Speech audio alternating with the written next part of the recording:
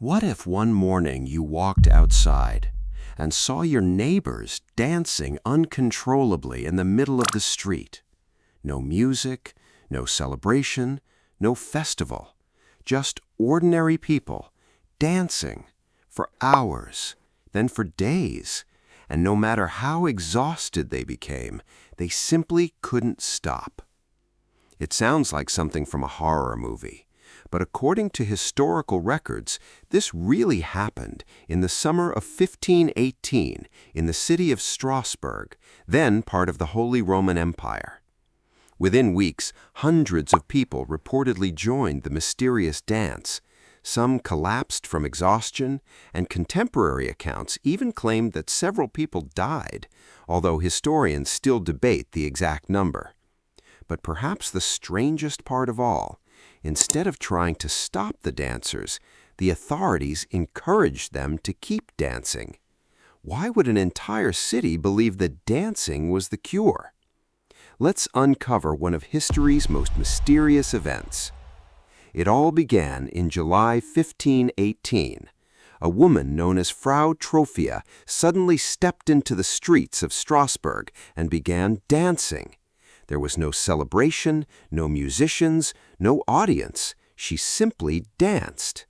People gathered around expecting her to stop after a few minutes, but she didn't. She danced for hours, then through the night. Historical records suggest she continued for several days, despite being physically exhausted. Soon, something even stranger happened. Other people began dancing too. At first, just a few, then dozens. Before long, the number had reportedly grown into the hundreds. The city was terrified. No one understood why healthy people suddenly couldn't stop moving. Some dancers collapsed in the streets. Others reportedly continued until they were too weak to stand. Families watched helplessly as loved ones danced beyond the limits of human endurance. Before we discover what happened next, if you enjoy real historical mysteries backed by evidence, don't forget to like this video and subscribe to the channel. Every week, we uncover true stories that are often stranger than fiction. Desperate for answers, local officials turned to the doctors. But medicine in the early 1500s was very different from today. The city's physicians believed the victims suffered from what they called hot blood. Their solution sounds unbelievable today. They believed the dancers needed to keep dancing until the illness left their bodies. So the authorities hired musicians. Wooden stages were built in public squares. Professional dancers were even brought in to encourage the victims. Instead of stopping the outbreak, the situation became even worse. More people reportedly joined the dance. Finally, officials realized their approach had failed. Music was banned. Public dancing was stopped. Many of the victims were taken to a nearby shrine dedicated to Saint Vitus, a saint whom many people believed could protect them from mysterious illnesses. Gradually, the strange outbreak faded away, almost as mysteriously as it had begun. More than 500 years later, historians still debate what really happened. One popular theory suggests that contaminated bread containing a fungus called ergot may have poisoned the victims. Because ergot can affect the nervous system, some researchers once believed it caused hallucinations and unusual behavior. However, many modern experts doubt this explanation.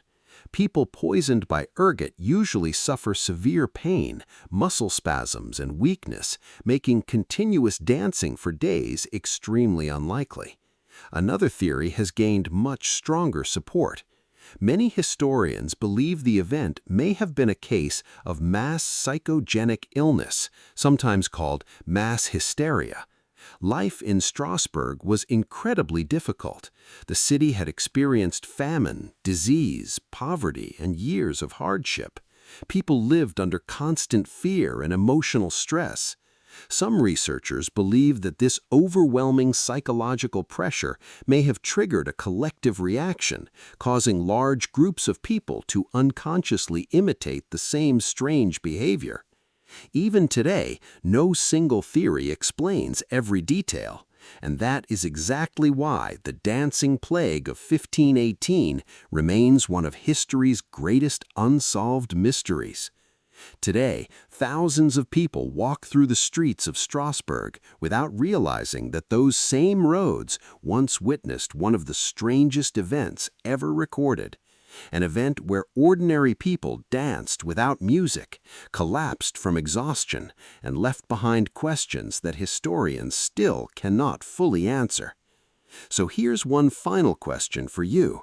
If hundreds of people suddenly began dancing uncontrollably in a city today, would modern science explain it immediately, or would we once again be facing a mystery that future generations would struggle to understand? Let me know your thoughts in the comments, because sometimes the strangest stories in history are the ones that actually happened.